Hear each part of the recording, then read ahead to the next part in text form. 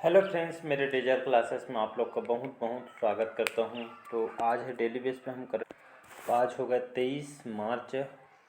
23 मार्च से जितने भी करंट पे से क्वेश्चन बनेंगे यहाँ से हम कवर करेंगे, जो आपके हर एग्ज़ाम के लिए, चाहे कोई भी एग्ज़ाम की तैयारी करे, SSC, railway, UPSC, PSC, police constable, चाहे कोई भी स्टेट का एग्ज़ाम हो, चाहे सेंट्रल गवर्नमेंट के एग्ज़ाम, सभी एग्ज़ाम के लिए जो आपका करंट अफेयर्स जो होता है आपके सभी एग्ज़ाम के लिए इंपॉर्टेंट। यहाँ क्वेश्चन की मैं बात करूँ तो यहाँ से 7 से 8 क्वेश्चन आपके करंट अफेयर्स जो आपके हर एग्ज़ाम में क्वेश्चन पूछते हैं। तो अगर 10 से 20 मिनट आप डेली लगाते हैं इसमें, तो आपके एग्ज़ाम टाइम मैं कह के देता हूँ, आज से जो 7 से 8 क्वेश्चन आपसे कहीं नहीं जाएंगे।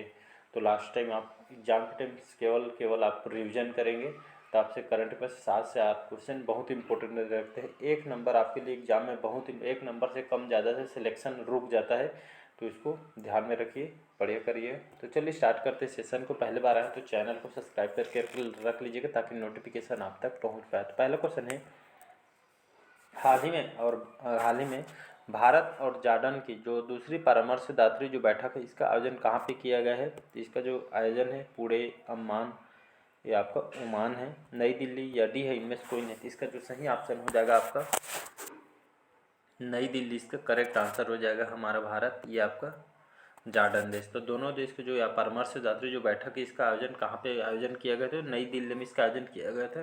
तो आपके किसके बीच? भारत और जॉर्डन के बीच, ये आपका दोनों देशों के बीच आपके रक्षा सहयोग पे मुद्दे पर इसकी जो सलाहकार जो बैठक है, इसका आयोजन यहाँ पे नई दिल्ली में इसका संचालन हो चुकी है। तो इसको याद रखिएगा, दिल्ली में इसका यहाँ पे रक्षा सहयोग के लिए पर इस मुद्दे पर यहाँ पे चर्चा किया है, जिसका नई दिल्ली में इसका बैठक किया गया था, वो भी संचालित हो गया है।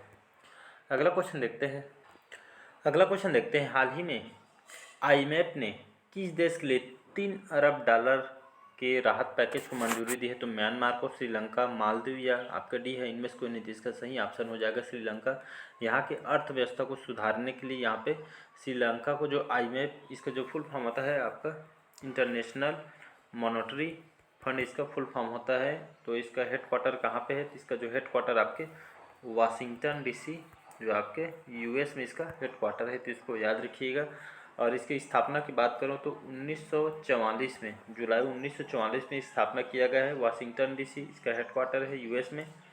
इसके जो मैनेजिंग डायरेक्टर हैं, जो कि हमारे भारतीय मुल्क के हैं, क्रिस्टिना जॉर्जिवा, जो कि हमारे भारत की एमडी है इसके आईएमएफ के। तो इसको याद रखिए। तो हाल ही में जो आईएमएफ ने 3 अरब डॉलर की जो सहायता राशि है, मतलब अर्थव्यवस्था सुधारने के लिए, श्रीलंका को हाल ही में इस पैकेज को मंजूरी दी है। तो इसको याद रखिएगा।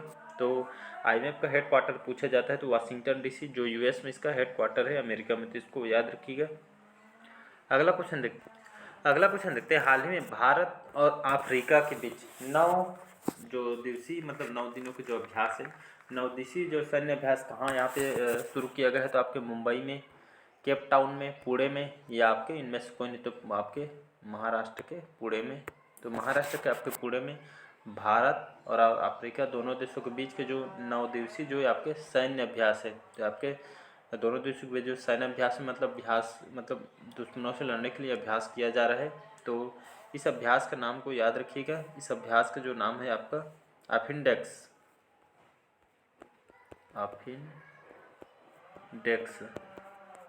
एग्जाम में क्वेश्चन पूछा, अफिनडेक्स जो अभ्यास है कौन कौन देशों के बीच आपके अभ्यास होता है? तो आपको भारत और अफ्रीका।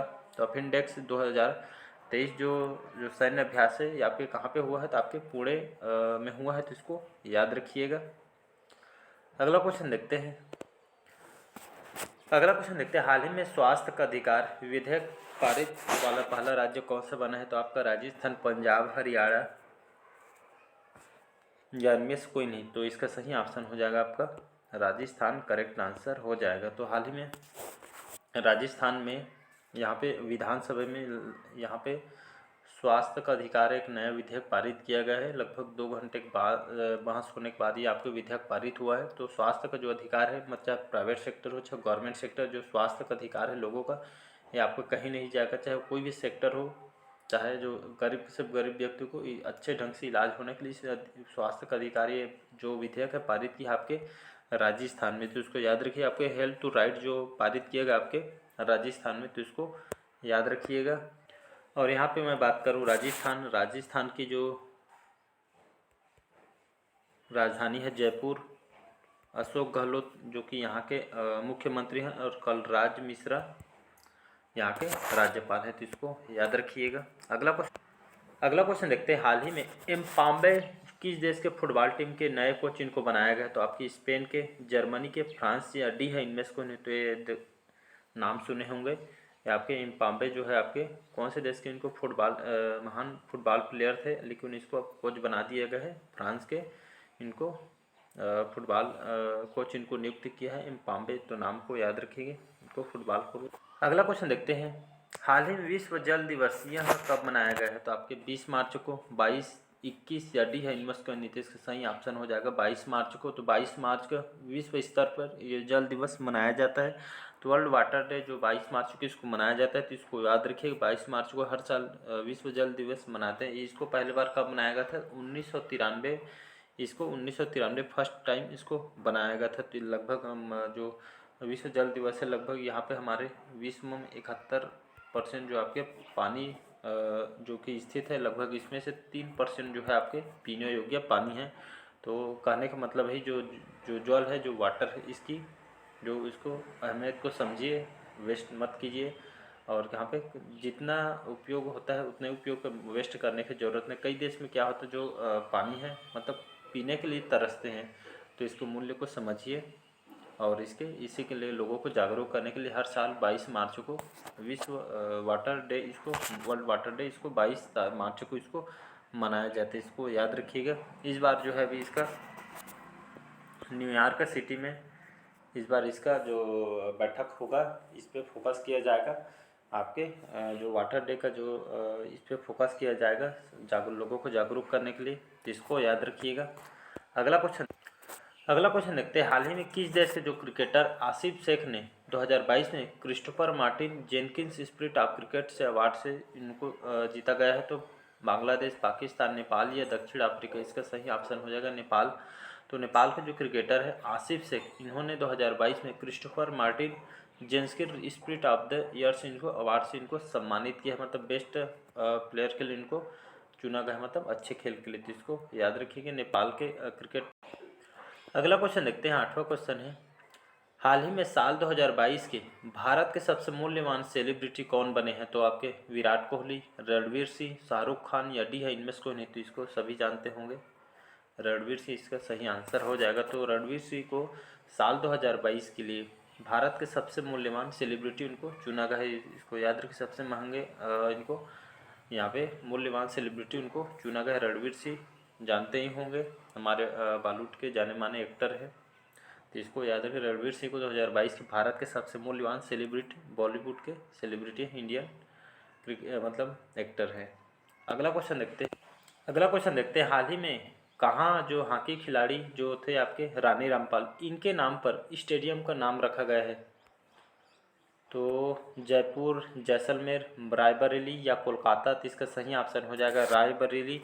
रायबरेली जो आता है आपके उत्तर प्रदेश में आता है। तो यहाँ के जो रायबरेली है, यहाँ के जो हॉकी जो खिलाड़ी है रानी रामपाल, ये आपके हॉकी प्लेयर है, इसको याद रखिएगा, हॉकी प्लेयर है।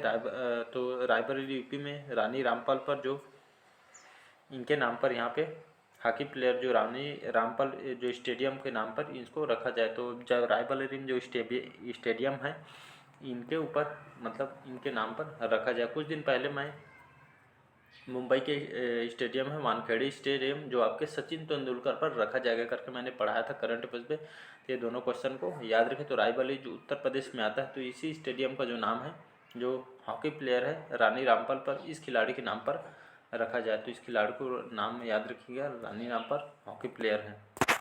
अगला क्वेश्चन देखते हैं, हाल ही में 22 मार्च को किस राज्य के स्थापना दिवस मनाया गया है? तो उड़ीसा, बिहार, छत्तीसगढ़ या डी है इनमें से कोई नहीं, तो इसका सही ऑप्शन हो जाएगा बिहार राज्य। तो बिहार जो राज्य है, हर साल 22 मार्च को अपना स्थापना दिवस मनाया जाता है। तो बिहार जो है 22 मार्च सन 1912 में, सॉरी 1912 में, तो 1912 में इसको यहाँ पे अलग राज्य इसको बनाया गया था। तो तब से 22 मार्च 1912 को अलग राज्य इसको बनाया गया, तब से 22 मार्च को ये अपना स्थापना दिवस मनाया जाता है, इसको याद रखिएगा।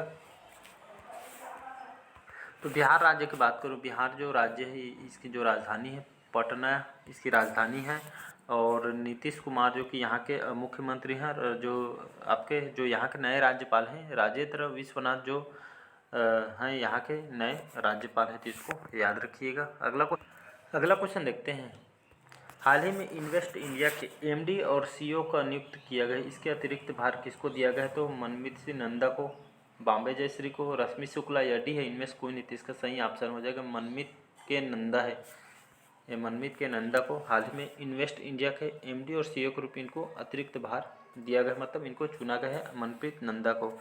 तो इन्वेस्ट इंडिया की बात करें, जो स्थापना 2009 में इसको इस्टेब्लिश किया गया था, मतलब स्थापना की आपके वाणिज्य और उद्योग जो मंत्रालय भारत सरकार के द्वारा इसको संचालित किया गया है, तो इसको याद रखिएगा। तो मनप्रीत के नंदा है, इनको एमडी और सीईओ इन्वेस्ट इंडिया के बनाए, जो आपके इन्वेस्ट के क्षेत्र में आपका काम करता है उद्योगपतियों के लिए।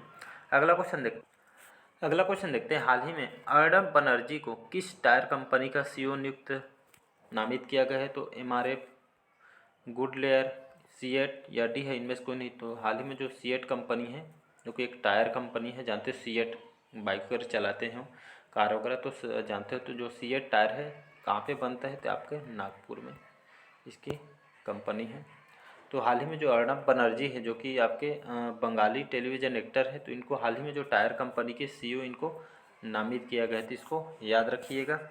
अगला क्वेश्चन देखते हैं। हाल ही में स्टारबक्स के नए सीईओ के रूप में किसको नामित किया या पदभार ग्रहण किया है? तो पंकज गुप्ता, लक्ष्मण नरसिम्हन, ललित कुमार गुप्ता या डी है, इनमें से कोई नहीं। इसका सही ऑप्शन हो जाएगा लक्ष्मण नरसिम्हा। इन्होंने स्टारबक्स कॉफ़ी सुने होंगे नाम को, जाने माने कंपनी है, कॉफ़ी के लिए जाना जाता है। तो हाल ही में इनको जो लक्ष्मण जो नरसिम्हन है, हमारे भारतीय मूल के, इनको नए सीईओ इनको बनाया गया है आपके स्टारबक्स कॉफ़ी के लिए, तो इनको जानते होंगे।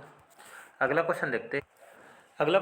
हाल ही में किस देश की संसद चुनाव से पहले भंग कर दी गई? तो फिनलैंड, डेनमार्क, थाईलैंड या डी है, इनमें से कोई नहीं। तो इसका सही ऑप्शन हो जाएगा थाईलैंड। कुछ दिन पहले यहाँ पे चुनाव होना था, संसद चुनाव, लेकिन इसको यहाँ पे भंग कर दी गई है। तो इसको पोस्टपोन करके इसको, मतलब इस 60 दिन के अंदर तो होना ही रहता है, तो इसको 60 दिन के अंदर, मतलब मान के चले अप्रैल मई में इसको आगे डेट को खिसका के बढ़ेगा। तो मई 60 दिन के अंदर कराना है, तो चुनाव जो है आपके मई में कराया जाना है। तो यहाँ की बात करें, जो आपका थाईलैंड जो आपके एशिया में आती है, और यहाँ के जो कैपिटल है आपके बैंकॉक, नाम सुने होंगे। तो बैंकॉक थाईलैंड की राजधानी है, और यहाँ का प्राइम मिनिस्टर है आपके प्रयुत चान ओचा, जो कि यहाँ के प्राइम मिनिस्टर है, तो इसको भी याद रखिएगा। अगला क्वेश्चन देखते हैं।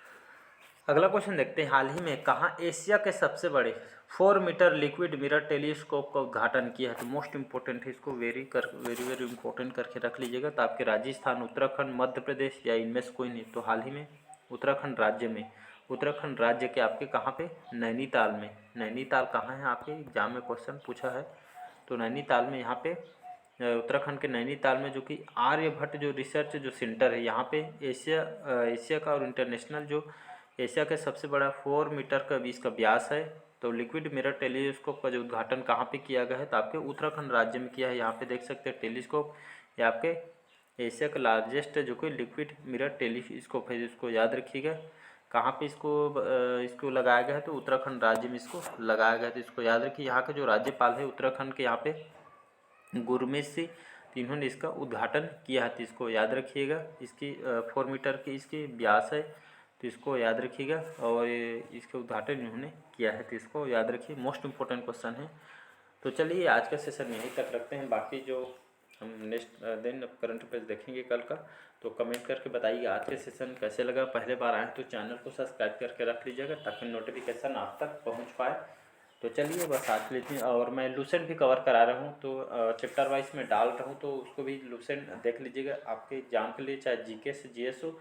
पूरे में से पूरे अगर नंबर आपको जीएस में लाना है, तो 90% जो क्वेश्चन आपके लूसेंट से कवर हो जाएगा। तो बार बार उसको रिवाइज करना है, और उसी क्वेश्चन को, पैटर्न को देखना है। तो चलिए आज के लिए बस इतना ही। Thank you.